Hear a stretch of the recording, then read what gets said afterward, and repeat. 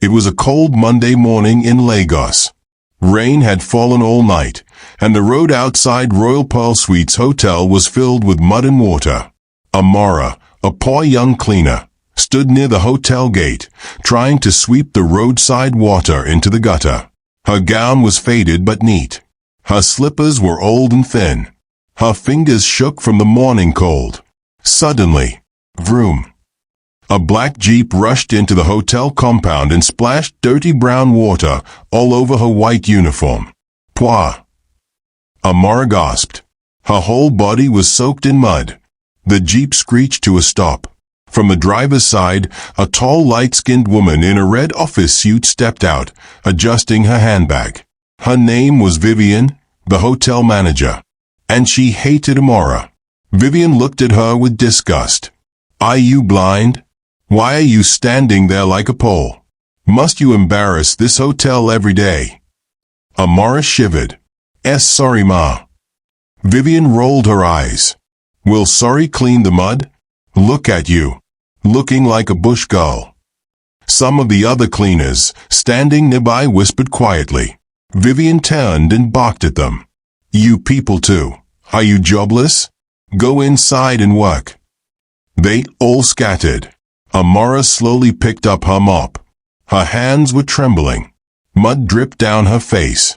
Vivien hissed loudly and walked into the hotel, with her heels clicking hard against the tiles.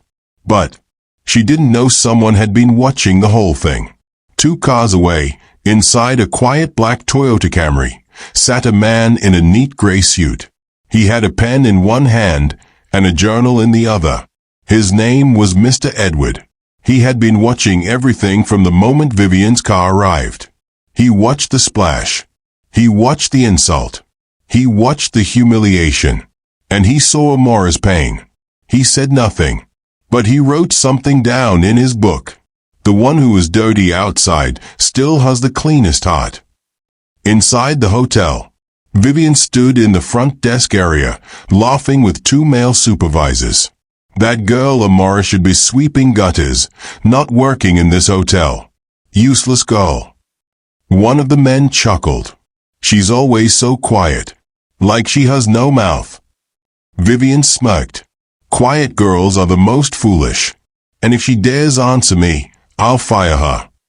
Meanwhile, Amara stood in the staff washroom, trying to rinse the mud off her uniform. She looked at her reflection in the mirror and burst into tears. But she quickly wiped her eyes and whispered, "I will not break. Not today." Then she went back to work like nothing happened. Upstairs, Mr. Edward was checking into the hotel. "Good afternoon, sir," the receptionist said. "Welcome to Royal Pearl Suites." Mr. Edward smiled slightly. "Room 204, please. And keep it quiet." "Of course, sir." As the receptionist typed, she added, "Our manager is Vivien. If you need anything, just call her." Mr. Edward smiled faintly. "I'll be observing more than calling." That evening, in his room, he opened his journal again. Cleaner girl. Quiet. Humble. Bullied by her manager. Still working. Let's see how long her light can survive in the dark. The next morning at Royal Pearl Suites, the sky was clear and the sun was out. Inside room 204, Mr. Edward quietly packed his bag. He had only spent 1 night at the hotel. But he had seen enough. He adjusted his wristwatch, picked his phone, and walked out. As he closed the door behind him, he didn't realize that something had dropped under the bed. A small brown envelope. Inside was $20,000, money he had planned to use for a business deal later that week. 1 hour later, Amara was assigned to clean room 204. She knocked gently, entered, and began cleaning. As she bent down to sweep under the bed, her broom touched something. She dragged it out and her eyes widened. A brown envelope. She opened it slightly. Her breath stopped. Dollar notes. Plenty of them. She froze. She looked around. She sat down slowly, confused. "What do I do now?" she whispered. But she already knew the answer. She stood up, tucked the envelope under her arm, and rushed to the hotel office. Vivien sat behind a desk, sipping pineapple juice. Amara knocked. "Yes? Who is disturbing me again?" Vivien barked. Amara entered slowly. "Ma, sorry. I found this in room 204. The man that checked out this morning must have forgotten it." Vivien frowned. "What is it?" Amara placed the envelope on the table. Vivien opened it. Her eyes widened. She saw dollars. Plenty. She slowly closed the envelope. Amara said, "Ma, we can check the record he filled when checking in. His name and phone number should be there, so we can call and return it." Vivien looked up sharply. "We? Who is we?" Amara blinked. "Ma, I just meant." Vivien stood up. "Let me explain something to you," she snapped. "This is not your hotel. I'm the manager here. You're just a cleaner. If someone forgets something, it is not your business to follow it up." Amara's mouth opened slightly. I just wanted to do the right thing, Ma." Vivien hissed. "You want to act like a saint? Or you think if we return the money, they'll dash you something?" "No, Ma." Vivien grabbed the envelope and waved it. "You can go. I will call the man myself." She turned and threw the envelope inside her drawer.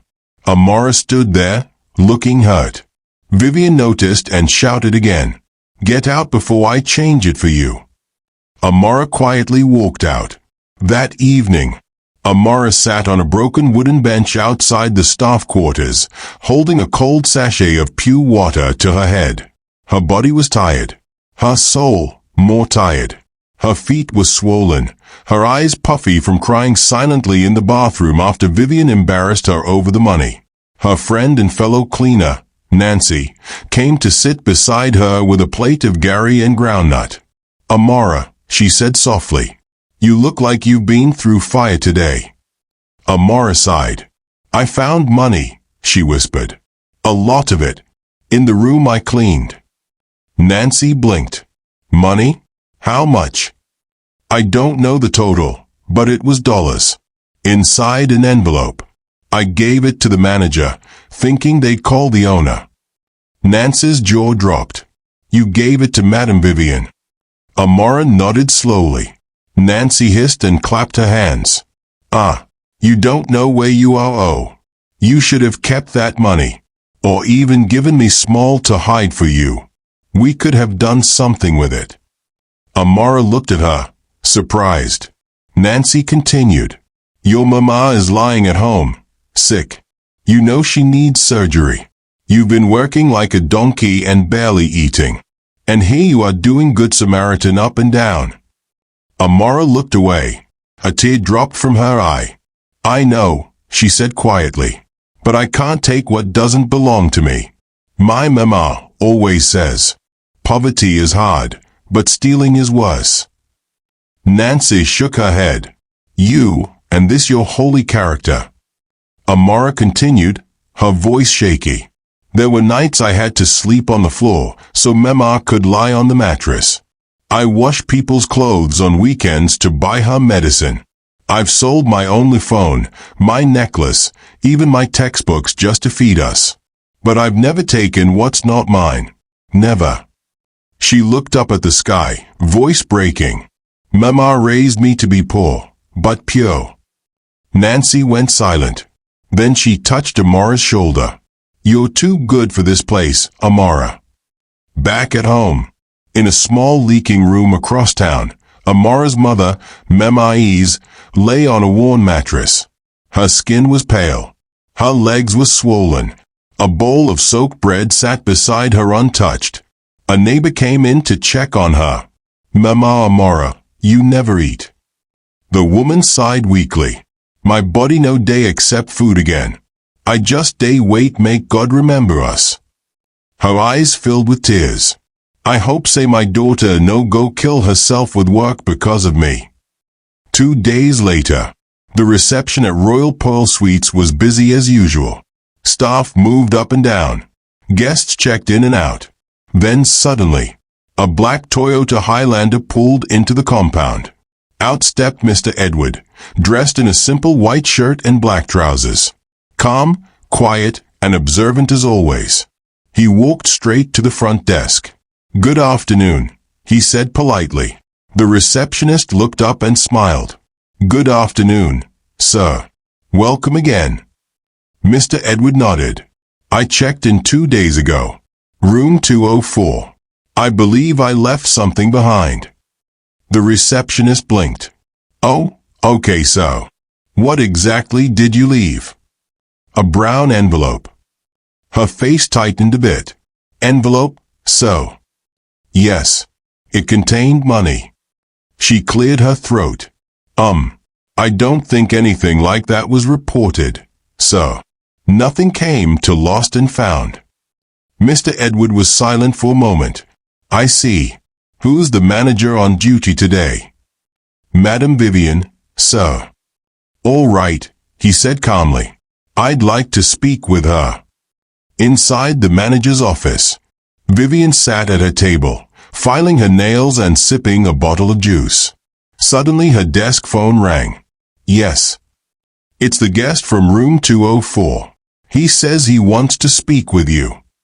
She blinked, then smiled. "Tell him to come in." A few seconds later, Mr. Edward entered the office. Vivien stood up quickly with her usual fake smile. "Good afternoon, sir. What a surprise to see you again." "Good afternoon, Madam Vivien." She gestured to a seat. "Please, sit down." He sat today. Vivien remained standing. "So, how can I help you today?" Mr. Edward looked her in the eye. 2 days ago, I stayed in room 204. I believe I forgot an envelope. It contained some important documents and money." Vivien blinked once, then tilted her head. "Envelope?" "Yes." She slowly walked back to her chair and sat down. "I'm sorry, but nothing like that was reported." Mr. Edward's face didn't change. Calm and still. Vivien continued, "You're sure you didn't leave it somewhere else? Maybe in your car? Or at another hotel?" "No," he said quietly. "It was here." Vivien sighed and leaned back in a chair. "Well, so, we've had other guests check into that room since you left. Anything could have happened." Mr. Edward nodded slowly. "I see."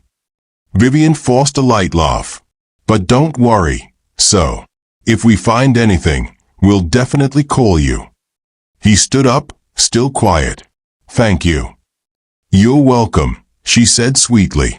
He turned and walked out of the office. As soon as he closed the door, Vivien's smile turned wicked. She reached into a bottom drawer and pulled out the envelope again.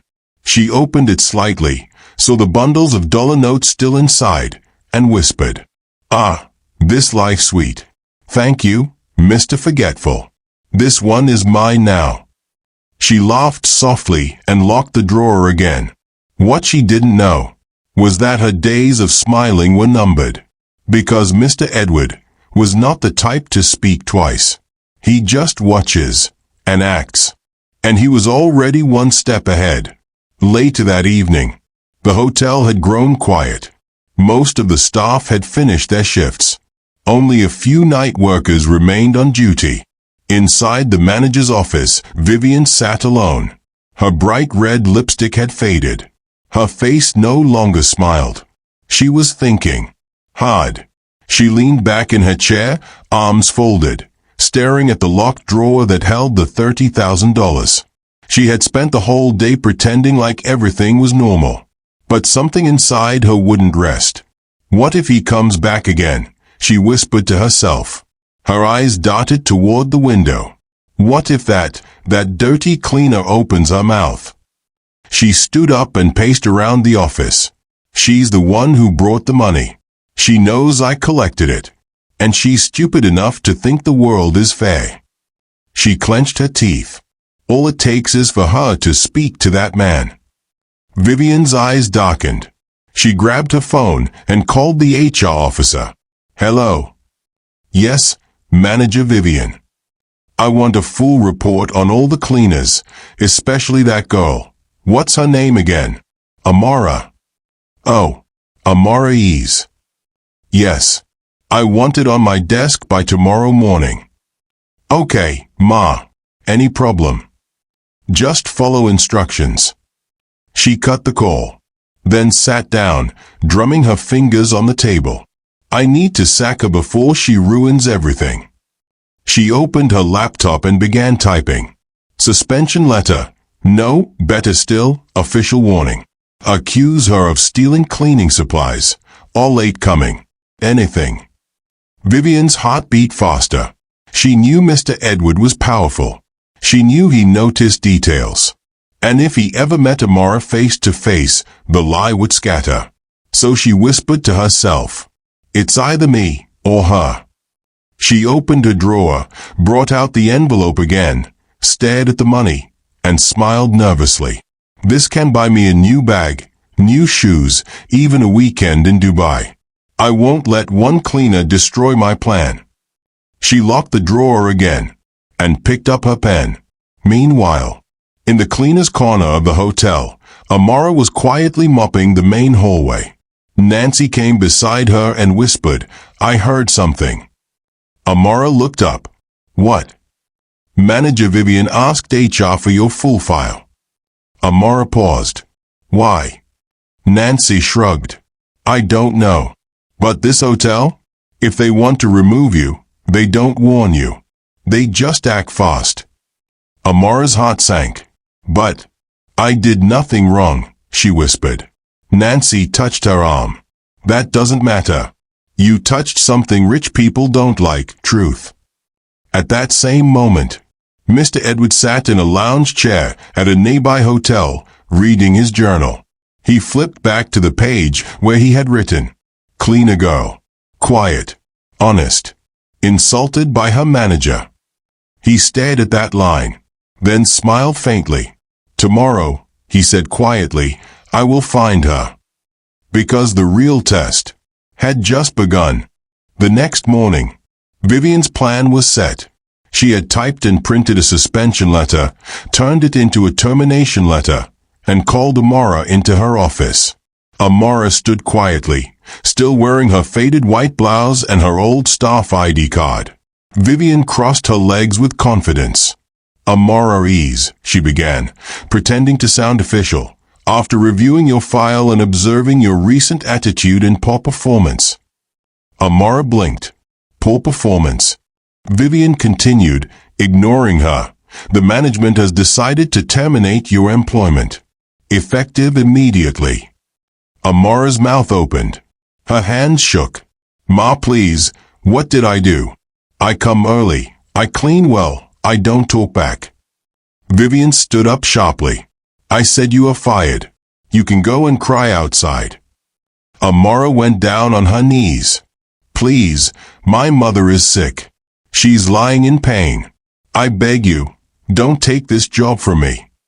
Vivien rolled her eyes and pressed her intercom. "Security. Come to my office." Seconds later, 2 security men entered. Vivien pointed to Amara like trash. "Throw her out. Now."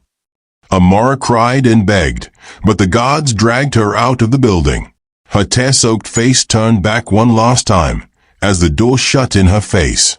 Outside, the hotel gate, Amara sat on the pavement, her nylon bag on her lap. She buried her face in her hands, weeping. People walked past, but no one stopped. Then suddenly, a black Camry pulled up. The window rolled down. Mr. Edward. He looked shocked. "You again?" he asked softly. "Why are you crying?" Amara looked up slowly, wiping her face. They sacked me, so." His face grew serious. "Sacked you? For what?" I don't know. They just said I should leave." Mr. Edward nodded once. "Come with me." She stood up hesitantly and entered the car. He made one call. "Meet me at the hotel in 20 minutes. Bring the board representatives. I'm done observing." 20 minutes later, The hotel staff gathered in the lounge, confused and whispering. Why did they call everybody? Is somebody getting promoted? Vivien walked in, looking confused but still proud. Then the door opened. Mr. Edward stepped in, with Amara, and 2 board members. Everyone went silent. Vivien's face changed. Mr. Edward walked forward and turned to face everyone. Good morning, he said calmly. Please listen carefully. I have an announcement to make. Whispers filled the room. My name is Edward C. Obinna. I am the new owner of Royal Pearl Suites. I bought this hotel 3 months ago. Gasps. People turned to each other in shock. Mr. Edward continued. But I didn't come here as a boss. I came here undercover, as a guest, to see how this hotel truly operates. How the staff are treated. Who is real, and who is fake. He turned slightly. 2 days ago, I left $30,000 in room 204 on purpose. It was a test. Eyes widened. I reviewed the CCTV footage. I saw who entered that room. I saw who found the envelope. I saw who brought it to the manager's office. He turned directly to Vivien, and I saw what happened next. Vivien's legs began to shake. Mr. Edward pointed at Amara. She found the money. She did the right thing. She brought it to her superior, who lied, stole it, and then sacked her to silence the truth. The crowd gasped again. Vivien stepped forward, panicking. Sir, I can explain. Explain to who? He cut her off. Security. The guards came forward immediately. Escort her out of this hotel. Effective immediately. Vivien's mouth shook. Please, sir. I didn't mean. Out. The security dragged her away as staff murmured in shock. Mr. Edward turned back to the staff. This hotel will now run with integrity. No more oppression. No more wickedness. He held Amara's hand. And this woman here will now be the new manager. Staff began to clap. Some were crying. Even the receptionist covered her mouth in shock. Amara stood there frozen. She whispered, Me, so. He nodded. You passed the test. You kept your heart clean even in the mud. That's the kind of person I want beside me. Tears flowed down her face. She dropped to her knees again, but this time in gratitude. Mr. Edward lifted her up gently. No more floor, Amara. Your days of being stepped on are over.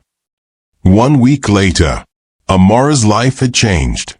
From a cleaner with worn-out slippers, she was now sitting in a private office beside the CEO. A new wardrobe, a steady salary, and above all, respect. Her sick mother had been admitted into a private hospital, fully paid for by Mr. Edward. Every morning, Amara would whisper, Thank you, God. Please don't let me disappoint you. Staff who once ignored her now stood to greet her. Some even came to apologize. But not everyone was happy. Somewhere in a cheap guest house across town, Vivien paced angrily. Her face was hard. Her pride shattered. Her position gone. She held a small phone and dialed a strange number. Hello, she whispered. I want to teach someone a lesson. Who? The gruff voice asked. A girl. I need her. Disappear. How far do you want us to go? Vivien paused, then smiled wickedly. I want her dead. 2 nights later, Amara left the hotel around 8:30 p.m. Her driver had gone to get fuel, so she waited by the hotel gate. Suddenly, a black motorcycle with 2 men zoomed toward her. Before she could scream, they jumped down and rushed at her with knives. Where's the money? One shouted. Amara backed away, trembling. I don't have anything. Please don't hurt me. Just then, tires screeched. A hotel SUV pulled up. Mr. Edward, his driver, and a security officer jumped out. Hey, leave her alone, the security guard shouted, pulling out a taser. The two men ran off. One escaped, but the other was caught and beaten down. They tied him up and handed him to police. The moment the police searched his phone, they found messages from Vivien, voice notes, transfer records. She paid us 500,000 naira, said we should eliminate her. The news spread fast. Vivien was arrested the next morning at her friend's salon, hiding under a wig and fake lashes. She screamed and kicked, but it was too late. The same hand that threw Amara out of the hotel was now in handcuffs. 2 weeks later, Amara stood beside Mr. Edward at a hotel award event. He was receiving recognition as the most ethical CEO of the year. When he took the MIC, he said, "I dedicate this to one young woman who reminded me that true character lives in silent places. Her name is Amara." The whole room stood and clapped. Tears rolled down Amara's cheeks. She had come from the mud, and now she was standing in light. Amara's mother walked into their newly rented 2-bedroom apartment, smiling and holding her healing leg. "Mama," Amara called. "Come, let me show you your new bed." Mima gasped. "You bought this?" Amara smiled. "No, Mama. Grace did." Moral lessons. You don't have to be rich to be right. Integrity always finds its reward, even if it takes time. Never look down on anyone. The same person you mock today may be your boss tomorrow. Evil always fights back, but goodness wins in the end. Now to my viewers. Do you believe good people still get rewarded in today's world? Have you ever done the right thing and got punished for it? Share your story. Do you think Vivien deserved what happened to her, or was it too much? Have you ever worked under a wicked boss? How did you cope? If this story touched your heart, don't forget to hit the like button, share with someone who needs inspiration today, and most importantly, subscribe for more emotional, powerful African stories that celebrate truth, justice, and hope. See you in the next one.